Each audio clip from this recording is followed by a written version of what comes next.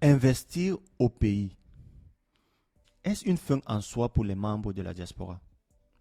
Bonjour à tous, moi c'est Patrick Sommet, vous êtes sur Mba Media et aujourd'hui nous allons essayer de répondre à cette question cruciale. Est-ce une fin en soi pour les membres de la diaspora investir au pays? Pour ce faire, je suis avec deux membres de la diaspora sur le plateau qui donneront chacun leur avis. Reste jusqu'à la fin pour en tirer les bonnes conclusions. Pendant ce temps, moi je retrouve mes invités sur le plateau. Bonjour à vous et merci d'avoir accepté mon invitation une fois de plus. Je passe déjà la parole à mon premier invité qui est juste devant moi. Bonjour Monsieur Patrick, c'est un réel plaisir d'être parmi vous ce soir. Est-ce que tu peux te présenter déjà brièvement pour les membres de Mba Media? D'accord, moi c'est Pavel Tokmo, comme on le dit sur Internet, je suis un entrepreneur et ouais. Qui investit au pays. Donc tu investis au pays? Avec poussière sociale au pays, Wow. donc je suis activement investisseur au pays. Ah, super. Ça fait plaisir d'avoir un investisseur au pays parce que, comme je l'ai annoncé d'entrée, on veut véritablement comprendre est-ce que ça vaut la peine d'investir au pays. Et moi, je vais passer la question, la parole comme ça à notre panéliste qui va se présenter également. Oui, c'est Jean Guédia.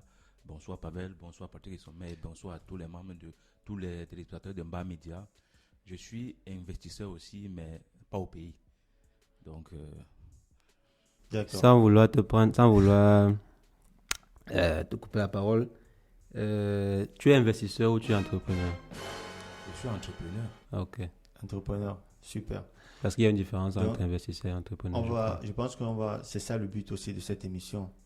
Pouvoir éduquer les personnes qui écoutent parce que sur Internet, on voit beaucoup de personnes qui pullulent comme investisseurs, comme entrepreneurs. On ne sait plus qui est qui. Et Ouais. il faut toujours dire, quand on ne connaît pas, on demande, papa, c'est quoi la différence? Je ne sais pas si, Voilà. je sais pas si Non, Patrick ça va. Vas-y, tu peux répondre. Bon, après, c'est aussi ça le but de l'émission. Normalement, ce qui est aussi bien, c'est qu'un investisseur, c'est aussi un entrepreneur. Mais un entrepreneur, ce n'est pas forcément un investisseur. Par exemple, pour expliquer terre à terre, moi, je peux par exemple avoir des fonds. J'ai des économies, j'ai 50 000 euros d'économies, mais je ne veux pas être entrepreneur. Je ne veux pas aller me lever, créer une entreprise de A à Z. Je préfère devenir investisseur dans le business d'un entrepreneur. Donc voilà un peu la différence générale. Donc un investisseur, c'est une personne ou une entité qui alloue des fonds pour un business. Maintenant, un entrepreneur en général, bon, il ne se casse pas la tête, il ne veut pas venir, il ne se casse pas, mais il étudie quand même le projet avant d'investir dessus. Voilà, c'est super. Ça commence très bien parce que je sens que au sortir de cette émission, on va sortir avec les cerveaux. C'est pas pour moi que j'ai demandé, c'est pour les fans de Mba Media. Moi, je connais. Hein. Bon, ça va. Si tu dis, si tu le dis, on ne peut pas, on peut pas douter. Aujourd'hui, sur Mba Media, on a véritablement du potentiel. Je sens que pour nos téléspectateurs, vous allez ressortir d'ici grandi. Donc, restez jusqu'à la fin et abonnez-vous surtout. Alors, je reviens vers toi, Pavel. Tu as dit que tu investis au pays. Est-ce que tu peux nous raconter comment est-ce que ça se passe? Est-ce que ça se passe bien pour tes entreprises? Tu as une anecdote que tu peux nous raconter? Bien, bon, je sais pas, bien c'est là, l'activité c'est là. Comme tout environnement, il y a les bons côtés comme les mauvais côtés. Le plus intéressant, c'est de savoir gérer les mauvais côtés pour rester debout, quoi. Donc, c'est plutôt pas mal, c'est plutôt pas mal. Et comme anecdote, bon, anecdote spéciale, non, mais comme tout entrepreneur, on a eu des difficultés. On a eu à rencontrer des très, très grosses difficultés, surtout au début. Juste comme anecdote, on avait commencé à l'époque en 2016, quand je faisais dans l'import, parce que j'ai eu à faire dans l'import de produits chinois. Produits. En 2016, vous avez quel âge?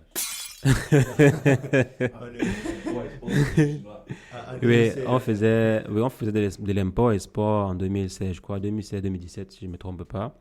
Donc, on faisait de l'import-export, on importait les produits électroniques depuis la Chine Ok. à travers Alibaba. Je pense que... C'est pas le dropshipping, c'est pas ça? Non, ce n'était pas le dropshipping, vu que le dropshipping, c'est tu demandes au fournisseur d'envoyer le produit chez le client, mais ici, toi-même, tu achètes le produit et tu revends.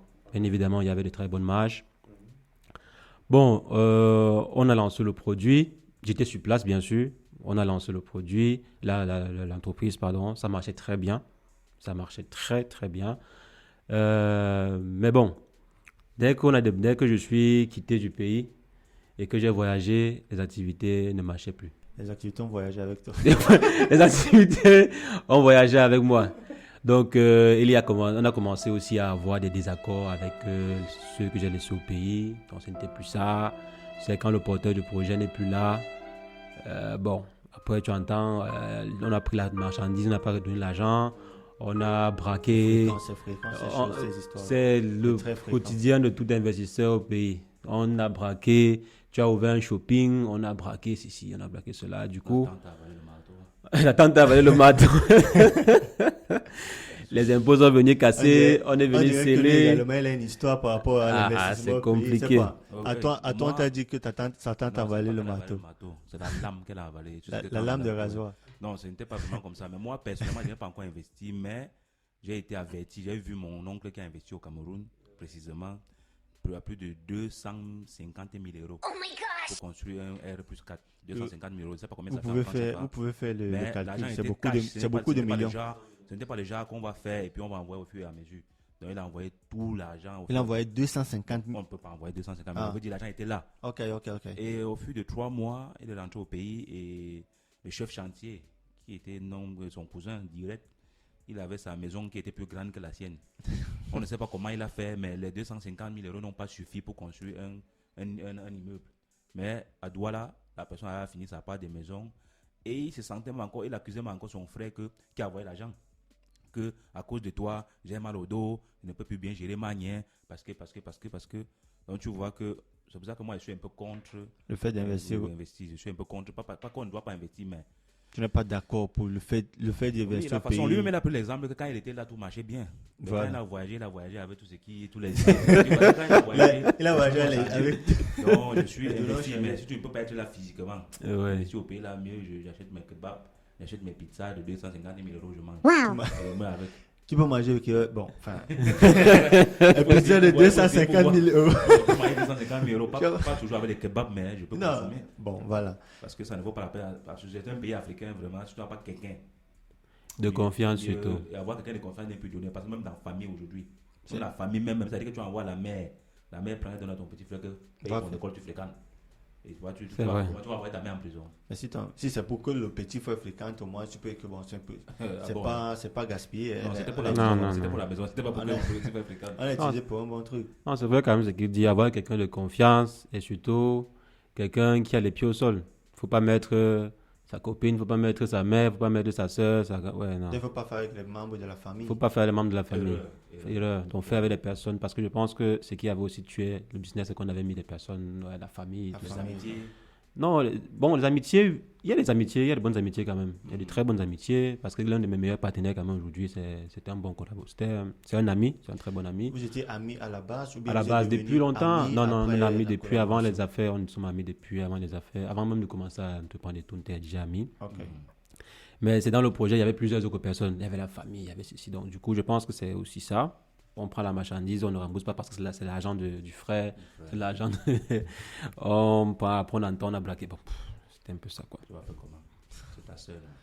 D'accord. C'est vrai que là, ça soulève un autre problème qui est le fait que si on ne peut pas travailler en famille, on ne peut pas se faire confiance en famille, à qui est-ce qu'on peut faire confiance? Un étranger? C'est un peu particulier. Surtout considérant que de grandes fortunes dans le monde, très souvent, sont des fortunes familiales. Il y a plusieurs pays. En Italie, par exemple, la majorité des entreprises, petites et moyennes entreprises, sont des entreprises familiales, où ce sont les familles qui travaillent ensemble pour créer de la valeur, de la richesse. Et c'est ça qui aide le pays. Non, mais là-bas, ce n'est pas c'est comme ce qui se passe en Afrique, ce n'est pas une entreprise familiale. C'est ton entreprise à toi et que tu te fais aider par des frères. Tu envoies ton agent qui fait moi telle chose. C'est différent quand tu as ton entreprise, tu embauches ton cousin, que voilà ton contrat à fin d'année, tu as tes 200 000, tu as tes 300 000, et chaque fin d'année, tu donnes tes 300 000.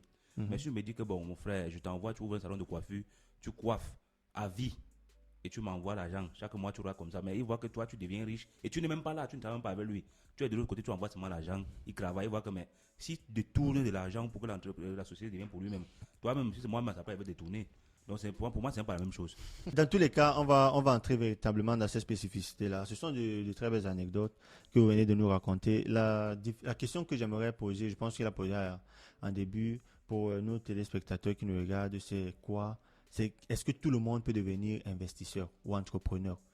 Est-ce que tout le monde... Parce qu'aujourd'hui, sur Internet, on a cette vague de coachs en business, d'entrepreneurs à succès, sur des personnes avec 1500 idées par seconde qui nous encouragent depuis des années à investir, entreprendre. Est-ce que tout le monde peut devenir investisseur ou alors entrepreneur? Ça, c'est ma question que je vais poser à notre entrepreneur qu'on a sur le plateau aujourd'hui. Est-ce que tout le monde peut devenir entrepreneur? Je vais prendre le thème entrepreneur. Tout le monde peut devenir entrepreneur, mais sous certaines conditions. Tous ceux qui sont prêts à payer le prix, je pense qu'ils peuvent devenir entrepreneurs. C'est quoi le prix? Faire les sacrifices comme dans Pourquoi pas? Faire les sacrifices comme dans le Billionaires Club, c'est ça le prix? Pourquoi pas? Ça peut être le prix pour devenir, je ne sais pas, investisseur dans certains domaines. Il y a le domaine des films pour adultes, quoi. Là-bas, tu dois devenir Ubi. Il ne faut pas nous détourner. Ça veut dire que toi, tu es mon ami et tu es entrepreneur. Ouais. Et puis, mes choses ne Non, marchent pas. c'est juste pour dire, il y a toujours un prix à payer. Il y a toujours un prix à payer pour devenir entrepreneur. Si par exemple, entrepreneur, et j'ai aussi des difficultés souvent quand j'échange avec des gens, ils pensent qu'un entrepreneur, c'est quelqu'un qui s'assoit et tape trop les équations. C'est celui qui s'assoit dans le bureau, il tape les équations, il voit comment il va lancer ceci, il va investir, construire un immeuble.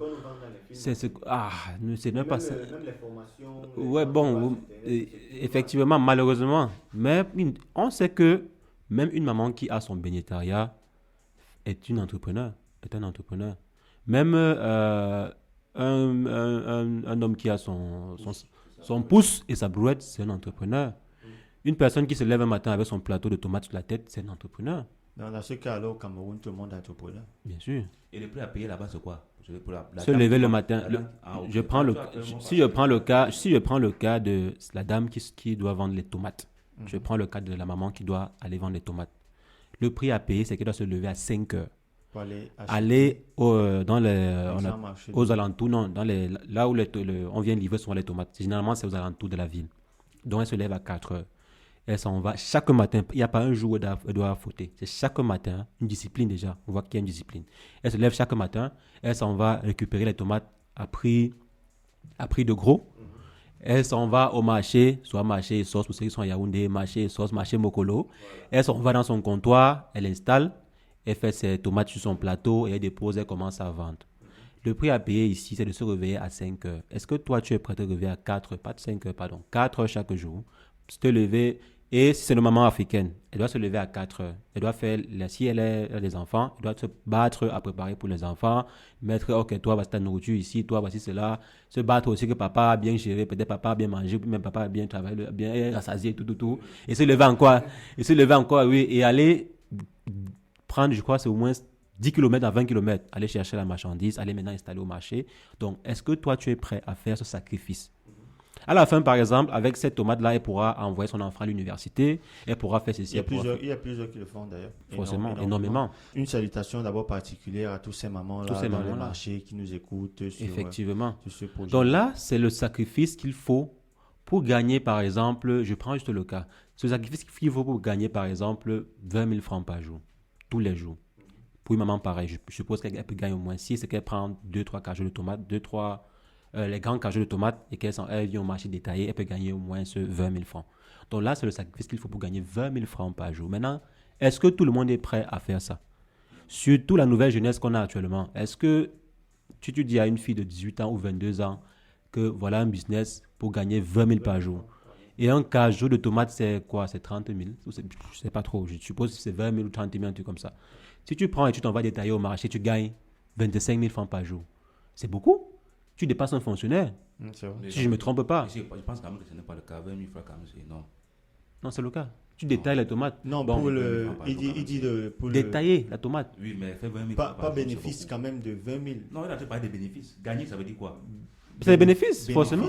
Bon, je ne vais pas, vous comprenez en fait, vous comprenez le système. Je ne vais pas venir sur le détail exact du business de tomate. Je n'ai pas eu à faire. Sinon, tout le monde va se lancer dans la tomate. Non, mais si vous poussez les recherches, vous allez voir que c'est possible. Mais bon, on va laisser le cas, même si elle gagne 10 000 francs par jour, C'est- c'est déjà énorme parce que ça fait 300 000 francs par mois de bénéfices. Même si elle gagne C'est 5 000 francs par jour, ça fait 150 000 francs. Elle est plus C'est vrai qu'il y a les aléas aussi au business parce que tu peux payer, il n'y a pas de... Bon, comme tout business. En tout cas, on a compris la question. Oui. Tout le monde peut investir s'il est prêt à payer le prix. Pardon, Comment pas peut-il investir. Tout le monde est entrepreneur? prêt à entreprendre s'il est prêt à payer le prix qui va avec. Mhm. Tu veux te lancer sur YouTube. Est-ce que tu es prêt à payer le prix? Est-ce que tu es prêt à te lever chaque jour, chercher des contenus, aller fabriquer les contenus, mettre sur YouTube de façon constante? Et on t'insulte. Et on t'insulte, tu réponds aux commentaires en question. Est-ce que tu es prêt à ça? Si tu es prêt, tu peux te lancer sur YouTube comme tous ces gars-là qui font les vidéos sur YouTube. Moi, je fais aussi les vidéos sur YouTube. Mais est-ce que tu es prêt à le faire? Ça veut dire que tu es un entrepreneur à multiples casquettes alors. Très multiple casquette. Bon, dans tous les cas, on va Donc voilà un parler- peu la chose. On aura le temps peut-être de voir tes casquettes dans une autre émission. Et Sergio Nguedja, toi par contre, est-ce que tu penses que tout le monde peut être entrepreneur? Selon moi, non. Juste par rapport à ce qu'il vient d'expliquer. Tout le monde n'est pas prêt à payer Le à prix. payer le prix. Et il y a certains prix que tu essaies de payer et puis il y a des prix qui tirent même vers la mort. Par exemple, moi, quand je regarde un peu, comme on dit, en Afrique, tout le monde est entrepreneur. Parce que c'est un pays, c'est le capitalisme qui vient là-bas. Chacun se lève, il prend, il se bat. Mais il y a une certaine partie de la population qui est là, le 40% aujourd'hui, Mhm. qui essaie de se lancer aussi, mais on les combat. Comme par exemple, quelqu'un qui se bat, il achète son arme, il achète sa machette, Hey. son couteau. C'est pas vrai. La nuit, maintenant, il se bat pour... Ça, c'est un entrepreneur. Et il est prêt à payer le prix. Il Mais quand après, il maintenant, prend- quand il après, paye maintenant, le il prix veut... pour entrer chez Quand quelqu'un. après, il essaye de braquer, il prie pour partir. Parce qu'il faut rappeler que c'est la seule personne au monde qui veut que tu sois toujours en forme. Ah, pour te braquer. Ok. Si tu ne travailles pas, il va braquer quoi? Du coup, il veut toujours que tu sois en forme pour venir chez toi rendre la visite. Et après, le prix à payer, on connaît le prix à payer. La latte, la mort, la prison. Si tu es prêt à payer le prix, c'est un autre couloir d'entrepreneuriat qu'on peut lancer et qui va d'ailleurs bien en Afrique. Ah bon? Mais tout le monde n'est pas pour moi. Bon, on parlait on parlait d'un entrepreneuriat positif qui Non, a tout le monde n'est pas prêt. qui a un impact Tout positif le sur monde la n'est pas prêt, tout le société. monde n'est pas prêt. Il y a Pas- en 2017, il y a M. Termo qui est arrivé avec YouTube. Nous avons YouTube dans notre ville ici en Europe. Comme il t'a dit, il a laissé ses affaires en Afrique. Quand il est revenu ici, quand même, il nous a apporté la culture de YouTube et tout le monde s'est lancé. Presque le 90% des étudiants étaient dans YouTube. Mais tout le monde, chacun a laissé un peu, on s'est retiré. Parce que tout le monde n'est pas prêt à payer le prix. Tu mets une vidéo la semaine prochaine, tu ne mets pas, tu reviens dans un mois, on est payé avec toi. Voilà. Ça va tellement vite. Donc il faut être prêt à payer le prix. Et quand on dit payer le prix, c'est pas toujours comme les gens pensent là. Il a expliqué le cas de la tomate. Et il faut te lever chaque jour à 4 heures. Le jour que tu loupes, l'argent n'entre pas. Donc tout le monde n'est pas prêt à payer le prix. Donc, toi, tu es pour le fait que Tout le monde ne peut pas faire tout le monde ne peut pas Et être. parlant des coachings que tu as cité au début de la question, Mhm. comprenons que les coachings, déjà, le coaching là, déjà, pour moi, leur business, c'est le coaching. C'est pas ce qu'ils disent. Ce qu'ils viennent dire là, pour moi, c'est juste pour. Mais comment il va te coacher s'il a un business d'abord qui ne marche pas? Je suis en train de dire que le fait de coacher, là, c'est le fait de coacher qui est son Qui est business. son business? Donc, Mais il te coach sur la base de quoi alors? Non, il met ça sur Internet, non, il met ça sur YouTube. Quand lui-même ne peut pas appliquer ce qu'il dit. Et- N'oublions pas que tous les. Et il t'enseigne ce qu'il ne connaît pas. Lui-même, ne peut, si on applique, lui-même l'applique, ça ne peut pas marcher. N'oublie pas que les professeurs d'économie sont les plus pauvres au monde. Donc, Hey. Dans tous les cas, je suis désolé pour les professeurs d'économie qui nous écoutent. Ils ont C'était pris une pas- balle, ils ont pris une balle Ils ont perdue. pris une balle perdue. Je ne pense pas que Ils ont c'était ça pris le une but. balle perdue. Je pense pas que c'était ça le but. Bon, on s'est dit d'entrée de jeu, est-ce vraiment une fin en soi pour les membres de la diaspora? Parce qu'aujourd'hui, nous voulons parler des membres de la diaspora. Parce que nous voyons de plus en plus, depuis ces dernières années, des membres de la diaspora qui rentrent tenter l'aventure d'investissement, d'entrepreneuriat au pays, ou alors d'autres personnes en ligne qui invitent des membres de la diaspora à venir tenter l'aventure de l'investissement au pays. Mais combien est-ce qu'il faut réellement pour investir au pays, pour un membre de la diaspora? Ça, c'est sous le contrôle. Toi qui es l'entrepreneur au pays, combien est-ce qu'il faut tu casquette. pour un membre de la diaspora pour qu'il puisse investir au pays? Bon, combien est-ce qu'il faut peut-être cela va vous surprendre, mais pas énormément d'argent. Avec par exemple, disons qu'on veut faire un business, disons un business bien. On peut, avec 300 ou 500 euros, on peut lancer un business au pays. Papa explique. Je prends juste le 300 cas. euros, 300, 500 euros, on est dans les 200 000, 300 300 000 300 francs. 000 francs CFA. Ok. Bon, je ne vais pas prendre l'exemple du business d'import export en question parce qu'on était en 2016 et du coup, 200 000 francs à l'époque, c'était... C'était beaucoup. Il n'y avait pas encore l'inflation Il n'y avait pas encore l'inflation qu'il y a eu. C'est vrai. Quand je venais d'arriver ici en Europe, je me rappelle, j'avais eu à lancer un business. C'était l'intermédiation. Je faisais en fait l'intermédiation avec les différents entrepreneurs ou bien les commerçants du pays. Donc moi, par exemple, j'achetais la marchandise en Europe et j'envoyais cela au pays. Comment ça se passait de façon générale? Si une personne souhaite avoir, je vais dire quelque chose comme 18 clés USB ou bien 150 clés USB, moi, la personne fait une avance et moi je paye. Je passe la com. Avance sur paiement, moi je paye la marchandise, j'envoie lorsqu'on reçoit au pays, on donne au client et le client par exemple, ouais, il est satisfait quoi, il paye l'autre partie et bien sûr dessus j'ai mes différentes commissions et tout. Donc dessus, je pouvais pas facilement faire 75 voire 100% de bénéfices. Surtout que je connaissais bien les différents fournisseurs en question, vu que j'avais quand même un petit background dessus. Donc voilà par exemple un business que une personne peut lancer avec 300 euros, 500 euros ou 600 euros. Bien sûr, il faudrait quand même avoir un petit carnet d'adresse au pays. Parce que si tu es au pays, je n'ai jamais descendu. Si tu es en Europe et que je n'ai jamais mis pied au Cameroun, comment tu feras pour avoir ton carnet d'adresse? Donc il faut quand même au moins descendre au pays et faire un petit ratissement. Et nous savons que le billet d'avion Oui, bon, le billet d'avion, ouais. Tu vas profiter, tu vas profiter dans ton voyage, que tu pars pour tes enjoy et tu vas faire le ratissage du terrain et tout. Mais de façon globale, il n'y a pas un montant pour dire que okay, si je veux lancer, si je dois m'investir au pays, il me faut avoir tel montant. Non, ça dépend de ce que la personne souhaite faire au pays. Bien sûr, si tu veux faire dans l'immobilier, c'est clair que si tu veux faire dans l'immobilier, il faut avoir quelque chose, quoi. Si tu veux faire l'immobilier du genre, tu pars louer une maison pendant 1 an ou 2 ans et après tu restructures pour mettre un appartement meublé, même cela, il faut quand même de l'argent. Si tu veux faire de l'immobilier ou construire des appartements et louer, même cela, il faut toujours de l'argent. Donc ça dépend du business que tu souhaites lancer en Afrique, quoi. Mais l'un des business les plus simples et faciles à faire, c'est, désolé pour la tautologie, mais c'est l'intermédiation. Tu as au Cameroun des gens qui ont besoin de telles choses. On vend ça ici en Europe. Tu vends la personne, tu fais ta marge, quoi. Bon, ça veut dire que dans ce type de business d'intermédiation, par exemple, la réputation est importante parce que Très je important. pense pas que quelqu'un qui ne te connaît Ouais, pas va te effectivement. confier des millions. Effectivement, très, très Et important. même le fait d'aller, par exemple, au pays, comme tu as dit, il faut aller au pays, développer son carnet d'adresse. Mais si je ne vais pas au pays, personne ne me connaît. Je me présente juste comme un benguiste. Non, c'est Ça pas ne suffit suffisant. pas pour Non, c'est pas suffisant. qu'il C'est me pas, donne tout son argent. Donc, c'est un business, c'est pas suffisant, c'est un effectivement. business bizarre, vraiment. Et même quand il va acheter, désolé de couper, même quand il va acheter, il va devoir donner à quelqu'un qui fait son business aussi, qui va transporter. Voilà. Et celui-là, s'il il faut aussi disparaît. prendre ça et puis Il ça disparaît. descend à- Non, le transitaire, j'ai pas suivi. Le transitaire, oui. Non, ce sont les entreprises. Les transitaires sont les entreprises officielles qui sont réglementées. Non, Et les coûts, c'est comment? non, il y a les coûts. Par exemple, le kilo à l'époque, c'était 6 000 francs. Le kilo, ça dépend des pays. Ton business, Mais en moyenne. c'est un business qui ne me convainc pas beaucoup. Par exemple, s'il avait acheté les clés USB, on sait comment au Cameroun, au pays, on peut même fabriquer ça derrière l'ambassade. Non, si une personne On veut va des acheter clés les USB clés Kingston. Payer le transport. Mhm. C'est même pas sûr que le transitaire Non. Le coût, par exemple, je prends le cas de cette clé USB là. Par exemple, on vendait une clé, je sais pas maintenant, mais à l'époque, par exemple, on vendait, je parle de ce que je maîtrise, quoi. À l'époque, par exemple, on vendait des clés USB. Tu pouvais acheter, vendre, acheter, transporter. Et une clé USB de peut-être 32 Go te revient à 1000 francs. Ce qu'on vendait sur le pays, au pays à quoi? À 3 000, 5 000, 6 000, 7 000. Par exemple. Donc, tu vois, il y a des marges à se faire. Du coup, c'est intéressant de lancer un business pareil. Même si l'intermédiaire prend et les clés ne pèsent pas. Du coup, même si on te prend oui, tu peux prendre même 50 clés, ça pèse à peu près 1 kilo, quoi, 1 kilo ou 2. Ben, du coup, tu fais d'énormes bénéfices dessus.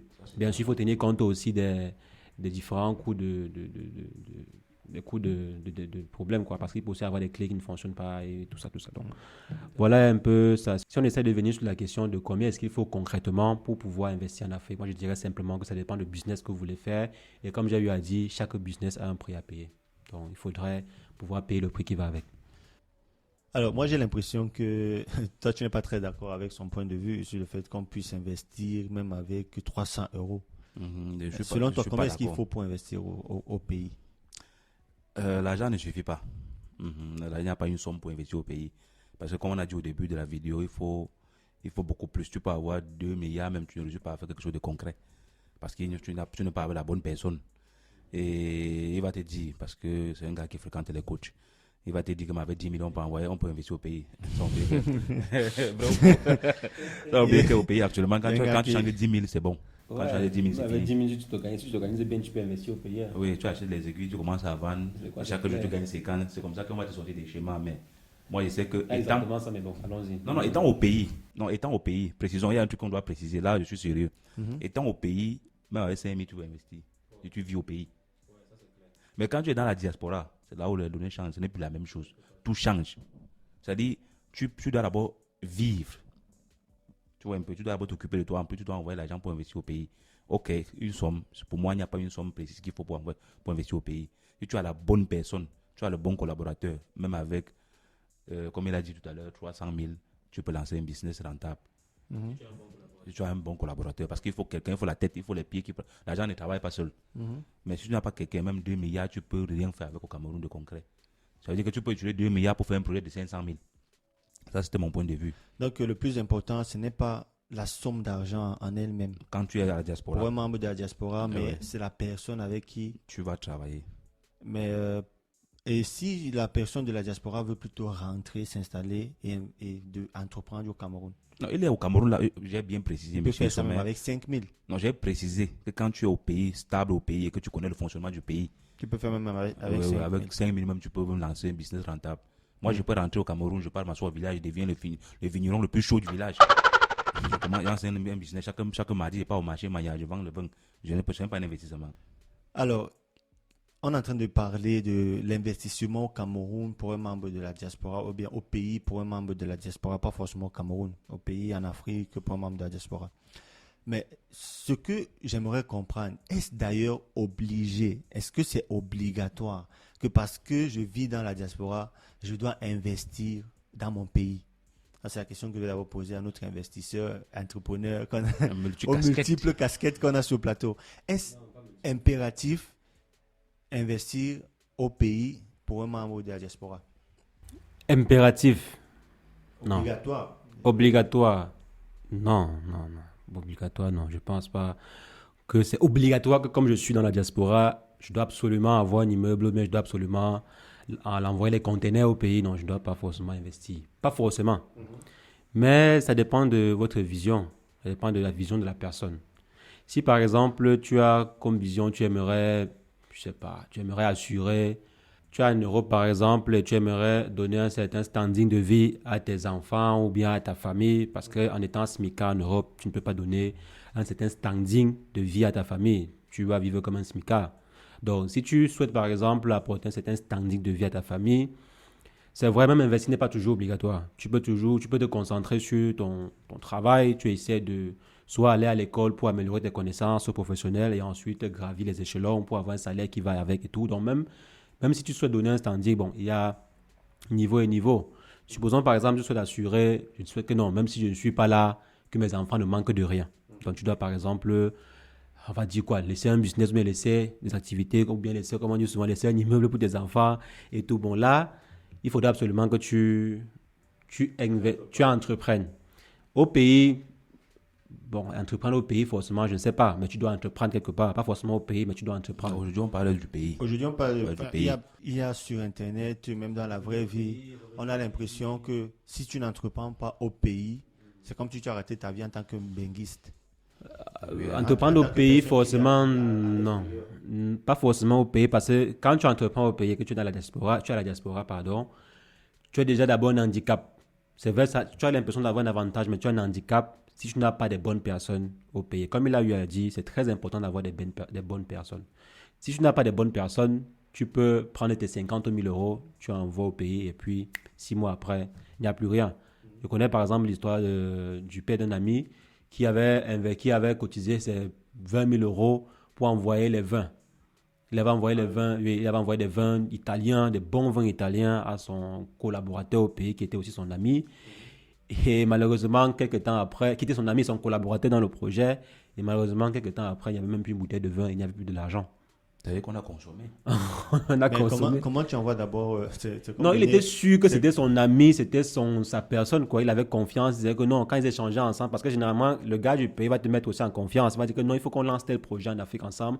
Tu es là-bas, il y a le vin là-bas, oui, il faut qu'on paye, on Je achète. maîtrise tous les Je couloirs. maîtrise tous les couleurs, comme il dit là. Du coup, tu te lances avec tout bon. Pour revenir sur le sujet, se lancer en Afrique, ça dépend de ton objectif, ce que tu souhaites atteindre dans la vie. Et aussi, il n'y a pas que se lancer en Afrique. Tu peux te lancer même en Europe. Il y a plusieurs business en Europe. C'est vrai, c'est plus difficile en Europe, mais il y a des business que tu peux lancer en Europe. Donc, pour ma part, ce n'est pas impératif, ce n'est pas obligatoire. Ça dépend, comme j'ai eu à dire.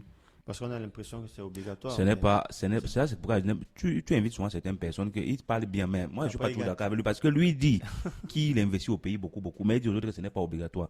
Il faut qu'il prenne la position et il assume sa position. Là maintenant, il a parlé un peu comme moi. Voilà. Et c'est pas bon. Je veux dire quoi maintenant? Lui, il dit qu'il faut investir au pays à tout prix. Et ça c'est la question. Ce n'est pas que pas forcément, peut-être en Côte d'Ivoire, peut-être en Europe, peut-être l'assurance. Est-ce que on doit forcément investir au Cameroun? Pour un gars qui vit au diaspora, oui ou non? Bon, si je te donne par exemple mon cas personnel à moi, Je réponds d'abord oui ou non.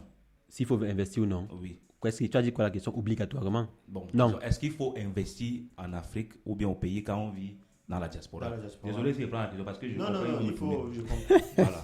Oui ou non? Comme j'ai eu à dire, je ne vais pas me répéter. C'est un entrepreneur. Je ne peux pas, je ne peux pas, Il a parce fait avec qu'il peut des avoir personnes. 100 000 personnes qui regardent cette vidéo, 200 000 personnes et qui peut-être peuvent être influencées par ma réponse. Non, ce n'est pas obligatoire d'investir en Afrique, ce n'est pas du tout obligatoire d'investir. Et ce n'est même pas obligé entreprendre ou investir, ce n'est pas du tout obligé pour s'en sortir dans la vie. Contrairement à ce qu'on voit sur Internet, qu'il faut absolument faire les vidéos, toutes les vidéos sur Internet maintenant, il faut investir, il faut lancer ceci.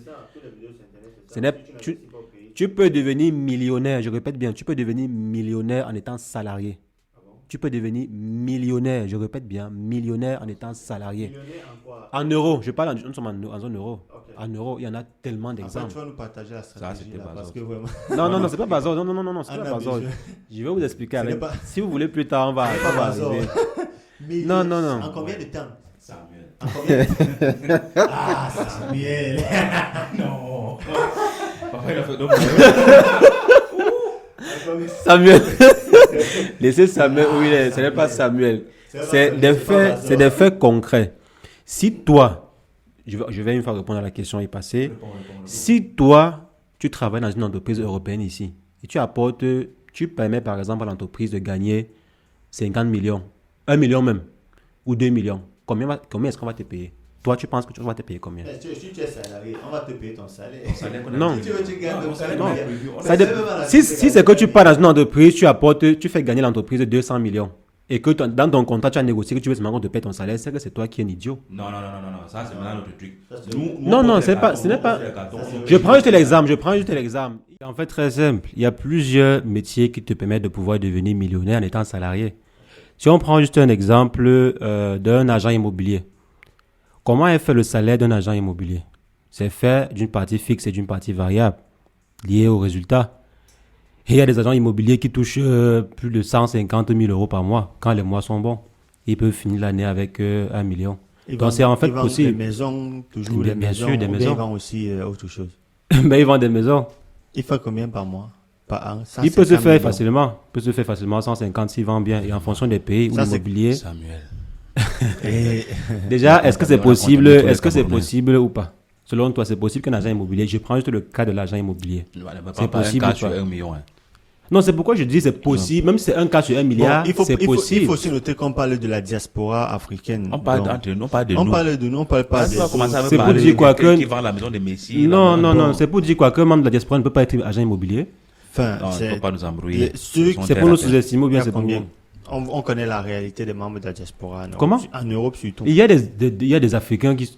Non, mais il faut pas aussi se Ils sont réduire. très peu. C'est un peu comme Non, ils sont très peu, c'est 1% de normal. la C'est population. normal. Déjà, pour être agent immobilier, il faut avoir des connaissances bien spécifiques, il faut avoir une façon de parler qui va avec, quoi.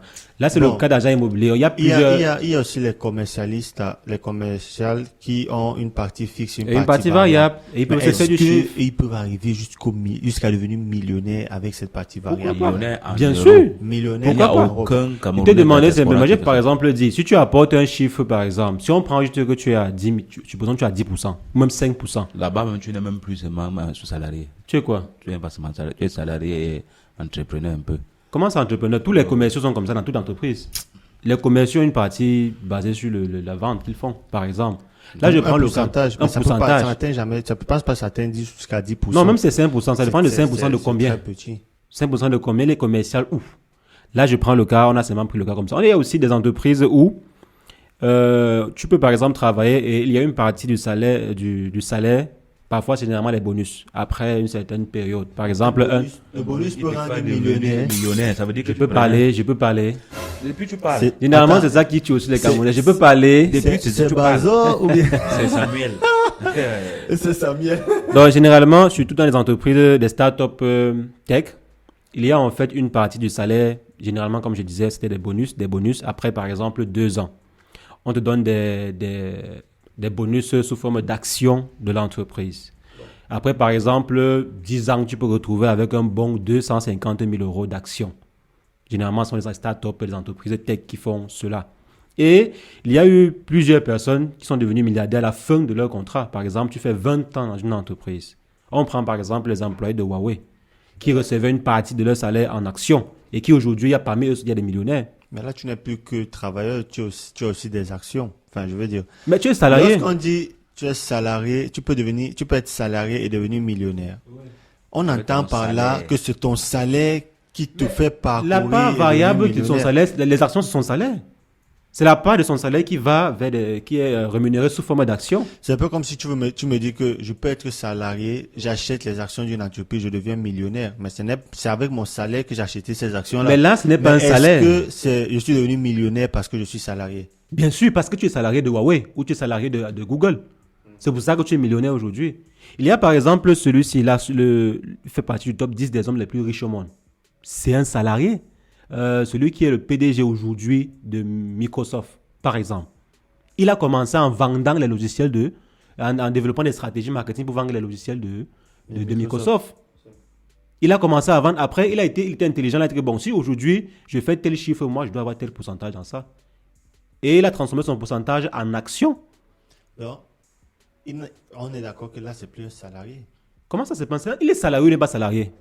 Il a investi quelque chose. Il a investi. Il a acheté les actions. Il n'a pas acheté les actions. Il a converti son salaire. Il a transformé son salaire en actions. Oui. C'est des bonus qu'il prend. Par exemple, je dis, OK, je viens dans ton entreprise. Ton entreprise est là comme ça. Je dis, OK, je peux t'apporter 20% en plus de chiffre. Tu fais 1 milliard. Je te dis, je peux t'apporter 2 milliards par mois. Je dis que, OK, sur les 2 milliards en question, moi, je veux que tu me donnes 10% ou 5%. Mais dans les 5% en question, je veux que tu me payes la moitié en numéraire et le reste en actions. Tu es d'accord ou je n'es pas d'accord? Tu es à 1 milliard aujourd'hui, moi je peux t'apporter 2 milliards. Tu es d'accord ou tu n'es pas d'accord? Tu es d'accord? Moi j'entre dans ton entreprise, je charbonne franchement et demain l'entreprise en question génère les 2 milliards par mois et moi je suis content. Moi j'ai mes actions qui tombent. Maintenant, dans 5 ans, 10 ans, ce qui se passe généralement, si l'entreprise se passe bien comme les entreprises, comme certaines entreprises françaises et également américaines, c'est que dans 5 ans, 10 ans, l'entreprise en question vaut souvent 1000 fois le prix du départ. Ou 2000 fois le prix du départ. Je prends le cas par exemple de Huawei ou le cas des employés de Nvidia par exemple qui sont devenus du jour au lendemain millionnaires parce que l'action a pris presque 15 000% en 2 ans ou 3 ans par exemple. Et là, pour pouvoir, je veux dire quoi, parce que vous avez dit que non, c'est pas tout le monde qui peut devenir ça. Là, il faut par exemple savoir déjà quelle entreprise offre les actions par exemple et comment faire pour être employé de cette entreprise-là.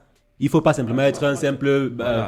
Faut pas simplement être le. Nous sommes les ouvriers. Il ne faut pas être le balayeur. Je ne sais pas aussi, ça dépend des contrats, ça dépend des entreprises aussi. Mais tu ne dois pas être celui qui balaye les bureaux et tu espères avoir des actions.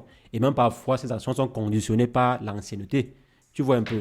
Mais c'était pour vous dire en fait qu'il est possible d'être salarié et devenir millionnaire. Mais il faut avoir la vision. Il faut savoir ce qu'il faut faire pour atteindre cela. Non, en commentaire, ils vont nous dire. Oui, en commentaire, ils peuvent dire. Mais sont des cas, il y a des exemples palpables qui sont là, il y a des exemples, on voit quoi. C'est pas là, ce n'est pas aussi la magie. Par exemple, il y a des employés. Quand tu prends l'histoire de chaque entreprise, tu vas voir qu'à l'intérieur, il y a des personnes, des entreprises multinationales ou bien des grosses entreprises, quand même européennes. Parce que quand je vais dire, on va peut-être dire que non, c'est seulement aux États-Unis, c'est seulement en Australie ou bien non, même en Europe, en France aussi même, il y a des exemples. Peut-être pas en Italie ou en Allemagne, mais bon, disons comme ça. D'accord. Après combien de temps est-ce qu'il faut investir donc au pays si tu es membre de la diaspora? Je vais vous raconter une anecdote qui nous est arrivée. On avait dans la ville, par exemple, deux jeunes gens qui sont arrivés à deux périodes différentes. Le premier est arrivé, il a fait peut-être 4 ans. Et voilà, il vivait sa vie normale, étudiant, il part à l'école, il rentre, il paye sa petite chambre universitaire en colocation. Il y a un deuxième étudiant qui est arrivé 4 ans plus tard. Après 6 mois, il chargeait déjà les conteneurs pour envoyer au pays. Et paradoxalement, les deux familles au pays se connaissaient. Donc la mère de celui qui est là depuis 6 mois était contente que mon fils, 6 mois en Europe, il envoie déjà les conteneurs. Elle fait la pub. Et elle fait déjà la pub. Et non seulement fait la pub, le fait qu'il envoie les conteneurs, ça arrive à la maison. Donc la mère fait la brocante sur place, tout le monde sait qu'elle a son fils en Europe. Donc elle n'a même pas besoin de faire la pub, on sait d'où c'est venu. Et l'autre par contre qui est là depuis 4 ans, sa famille a commencé à lui mettre la pression que mon frère, c'est comment? Depuis 4 ans, tu es en Europe, ça fait 4 ans, il n'y a pas les conteneurs. Voici ton frère qui est arrivé, ça fait 6 mois, il envoie déjà les conteneurs.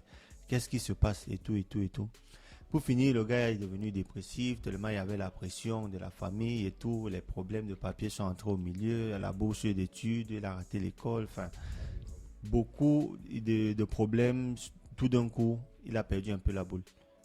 Alors, celui qui était en Europe depuis 4 ans, qui n'avait encore rien envoyé au pays, qui n'avait même pas encore fini ses études, était obligé de devoir subir toutes ces pressions.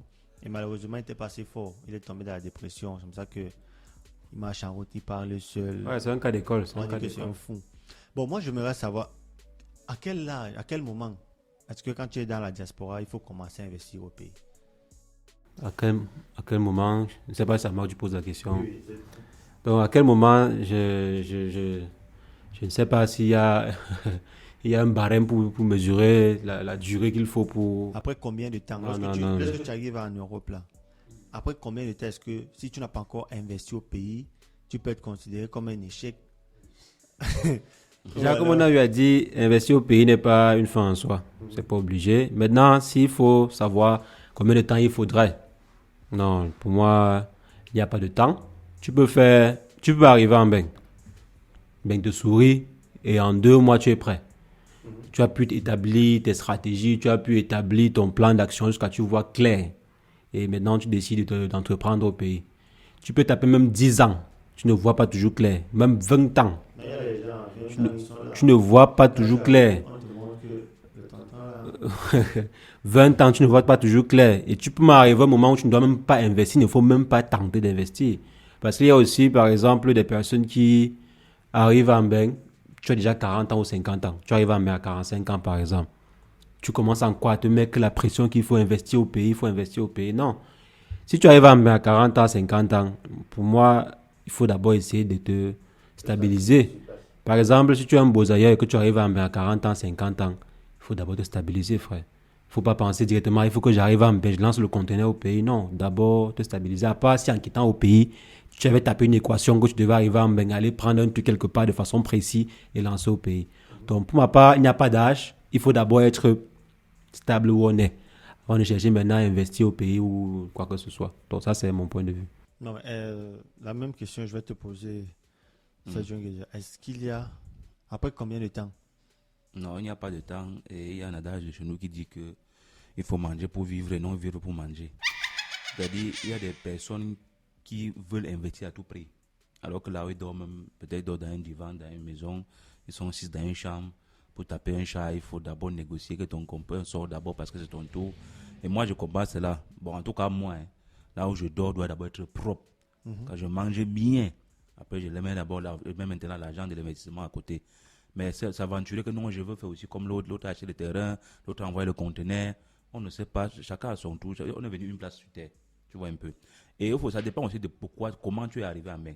Pourquoi tu es parti? Parce qu'il y a quand même des personnes qui partent en Europe pour chercher un truc pour compléter. J'ai ma tante qui vient ici pour regarder dans quoi investir. Elle vient chercher le marché. Elle vient pour le tourisme, mais après, elle dit que bon, à la fin, elle a décidé de faire dans les barreaux d'habits. Et elle est même partie continuer en Espagne. Ça veut dire qu'elle a déjà une stabilité en Afrique. Elle est venue juste chercher le truc pour compléter son commerce. Mais quelqu'un qui vient étudier, finit d'abord les études et puis tu lances ça dans l'investissement. Ne commence pas à chercher les vélos pour vendre, ou bien acheter les matelas, tu commences à envoyer au pays, acheter les terrains, charger les conteneurs. Ce qui est sûr quand le premier agent va arriver. Par contre, je ne suis pas d'accord avec toi qu'il faut forcément Finir. finir les études avant de commencer à... C'est-à-dire que finir ce qui t'a envoyé, ce qui tu es venu faire, parce que ce n'est pas toujours à cause des études que nous on vit en Europe. Mais si tu arrives et ce que tu es venu faire, tu vois qu'il y a déjà une ouverture ailleurs. Et c'est ça qui Tu fait que exploites beaucoup de d'abord. personnes sont venues faire ingénierie, maintenant ils sont hausse. Parce que ça finit vite. Non, je ne suis pas trop partisan du fait que si tu arrives pour étudier d'abord seulement, tu te concentres à 100% sur l'étude. C'est vrai que c'est bien, ça te permet d'être optimiste. Tu mets l'argent de côté, les économies. D'économie comment? Pourtant, tu dois étudier. Mais tu peux étudier. Tu prends l'argent. Mais mon combat, c'est au niveau où quelqu'un ne s'en sort pas. Quelqu'un, même s'habiller, ça ne donne pas. Même bien se laver, ça On ne n'est donne pas pas. obligé de s'habiller. Non, mais on est obligé d'être propre. On est obligé d'être propre. Bon, pour être propre, il faut juste le savon. Non, mais ça ne suffit pas. Et entre-temps, maintenant, tu veux lancer 8 terrains en Afrique. C'est ça mon problème. Moi, je dis là où tu habites, là où tu dors, c'est d'abord ta santé. Parce qu'on connaît l'Africain comme quelqu'un qui court derrière l'argent. Mais souvent, on court tellement derrière l'argent jusqu'à le jour que tu as vraiment attrapé l'argent là, c'est quand on est en train de t'enterrer. Et c'est là mon combat. Je ne dis pas qu'il ne faut pas investir. Je ne dis pas qu'il ne faut Donc, pas penser au toutes les lendemain. personnes qui font peut-être 4 boulots, 5 boulots pour pouvoir avoir un peu d'argent, vivre Non, pas de un peu. façon Pas un peu. restreinte. Oui, il vit. Il ne De réussit façon pas à vivre. Et les Maliens, par exemple, ils vivent parfois 15 dans une chambre. Ils n'ont C'est pas de c'est problème. leur système. C'est leur système. Et ils n'ont pas de problème. Ils vivent comme ça. Et ils sont très forts en Afrique. Ils sont très Et puissants en ils Afrique. investissent Est-ce tout que en c'est la Afrique. solution alors? Non, bon, là, c'est comme si, quand je te suis, c'est déjà pour que je dois investir au pays, il faut d'abord que je mange 5 fois par jour ici. Je n'ai pas dit 5 fois. Je- J'ai pas dit 5 fois. Je Bon, dors 5 fois, bien, J'ai une maison, j'ai les ma maisons pension, ici. tout. Non, Non. pour moi, non. Pour moi, Ça, c'est pas ce que je c'est pas pense. bon. C'est vrai que l'Africain doit préparer son retour. Oui, Je suis d'accord avec effectivement. toi. Mais est-ce que le retour va vraiment me trouver? Si je vis dans des conditions que je vais même peut-être mourir avant le retour, ça sert à quoi? Pourquoi il veut construire une maison que c'est mon frère qui va vivre dedans? Mais tu as les enfants aussi, peut-être qu'ils peuvent entrer Ah, mais- dedans. Peut-être que tes enfants. Pourquoi moi, il va préparer aussi trop? Si on avait préparé pour moi aussi, Tu vois, c'est que c'est pas en train de souffrir comme ça Non, aujourd'hui. non, c'est la raison pour laquelle quand j'ai commencé, j'ai dit, qu'est-ce que tu souhaites laisser qu'est-ce que tu souhaites en fait donner comme train de vie à ta famille, à tes enfants que Je tu n'ai mets pas au toujours moins. investi au pays. Je peux laisser une Bon, maison tu en peux investir où Europe, tu veux investir, oui, tu Je investis où paye tu le veux loyer investir, mais il faut aujourd'hui. quand même Je penser. paye au loyer. Excusez-moi, je paye le loyer aujourd'hui. Mhm. Mais imagine un peu si mon enfant demain ne paye pas le loyer. C'est qu'il va investir au pays plus facilement. Ça serait bien, oui. Oui, mais Là, au aujourd'hui, moins, là, tu as investi. aujourd'hui, maintenant, je ne suis même pas capable de manger 2 fois par jour. Parce qu'il y a des cas. Oui, Mais c'est clair. j'ai un immeuble au Cameroun. Frère. et les meubles au Cameroun, si c'est. Bon, j'ai un chantier, pardon, j'ai un chantier. Non, j'ai un Si c'est chantier. un chantier. J'ai un chantier qui. Ben, ça veut dire que là, c'est une période de sacrifice. Parce qu'il a Effectivement. parlé de sacrifice. Le tout à sacrifice. l'heure. Et le qu'il faut. sacrifice maintenant, c'est combien de temps? Le sacrifice peut être 1 an, 2 ans, 3 ans, 5 ans, même 10 ans, Même 20. même 20. Ouais, c'est le sacrifice, c'est période. Et de après sacrifice. cela, tu te mets bien. À quel âge? On vit à quel âge? Ah, Mais il faut qu'on triche un peu. On fait aussi, on fait des petits restaurants. On fait notre. c'est ça aussi alors le problème. Maintenant, nous sommes des Africains, on veut vivre comme les Blancs. Voilà. C'est ça le problème. mon combat. Ah. Nous sommes les Africains, ça justifie quoi? On veut vivre comme les Blancs. Non, nous sommes Non, Africains. nous sommes Africains, je comprends bien. Mais il faut Un comprendre Africain que- pense à beaucoup de choses. Non, un Africain pense. C'est d'abord pas. difficile qu'un Blanc vienne et dit que non, il va assurer l'avenir de sa cousine, de sa tante, de sa nièce, tout ça là. Mais Ouais, nous sommes c'est C'est Africains. normal. C'est vrai. C'est normal. C'est normal. L'Africain doit penser à sa famille. Il faut que l'Africain arrête de gérer la grande famille. Il faut penser à ta famille que toi-même tu crées. Mais un peu ta tante et toi, tu vas voir la personne qui va choisir. Ta tante a ses enfants. Toi-même, tu viens te placer. Tu es en train de mourir, va choisir ses enfants, n'est-ce pas? Tu es d'accord avec moi? non? Ok. Là-bas, tout le monde est d'accord. Donc, la grande famille qui fait que qu'on investit partout parce qu'on veut être bien, on va aider beaucoup. Pense à ta famille. Oui, parce que quand tu penses toujours à la famille africaine, la grande famille, tu ne peux pas investir. Même avec l'investissement ne va pas donner un sens. Plutôt, si tu penses à ta petite famille, tu te limites à ta petite famille, que ce soit ici, que ce soit en Afrique, tu vas t'en sortir. C'est-à-dire, même ton petit salaire va te permettre de pouvoir investir. Et dans les conditions que j'ai dit, c'est-à-dire manger, amener l'enfant jouer, faire l'enfant jouer, faire son sport préféré, et puis tu mets de l'argent de l'investissement à côté. Mais si tu penses à la tante, à la nièce, à la cousine, la femme, Même ton enfant que tu dis là, si demain par exemple l'enfant est brave et que l'enfant par exemple veut fréquenter Advat, comment tu vas payer la pension de l'enfant si je n'ai pas assez intelligent dans les finances? Si les bois, non, mais sera- moi je sera comprends pas. On a poussé. dit de mettre. Ah, si les braves sera sera boussier. boussier. Merci mon frère, merci. On a été parlé. Si les braves sera boussier. de L'enfant comment est tellement brave, mais il faut payer la pension pour que l'enfant fréquente dans les meilleures universités du monde. Ça, là, Tu ça, fais tu vois, comment? ça empêche encore. On a été parlé d'investir en Afrique. Mais si tu De as un salaire pouvoir par- vivre ici bien et pouvoir investir en Afrique. Ça, c'est ma Ouais. condition. Ouais. C'est-à-dire, je mange bien, j'investis en Afrique. Maintenant, si je n'investis pas en Afrique, ça veut dire que je suis en train d'investir peut-être sur mon fils qui est en train de devenir footballeur. Je suis en train d'investir sur mon fils qui est en train de fréquenter, où tu as dit là, Harvard. Harvard, voilà. Ça veut dire que je suis en train de faire un gros investissement. Donc, de mettre 20 euros par mois, j'investis sur mon fils, il grandit, il me tape 200 000 euros, maison, debout, fini. Et c'est compliqué. et s'il grandit, il ne te tape rien. Il dit que Ah, bon, ça, je c'est me un concentre sur ma petite Mais on famille. parle dans ta petite famille, comment mon fils est. Tu veux dire quoi par là? Tu veux m'utiliser mes mots contre moi? Dans tous les cas, merci pour ton point de vue. Nous sommes arrivés à la fin de cet échange. Néanmoins, on aura l'opportunité de continuer à échanger, à débattre dans le groupe, dans les commentaires sur Mba Media. La question était investir au pays pour les membres de la diaspora. Est-ce une fin en soi? Laissez-nous votre avis en commentaire. Moi, c'est Patrick Sommet et c'était Éco-Social sur Mba Media. N'oubliez pas de vous abonner, de partager et surtout de laisser un commentaire. À très bientôt.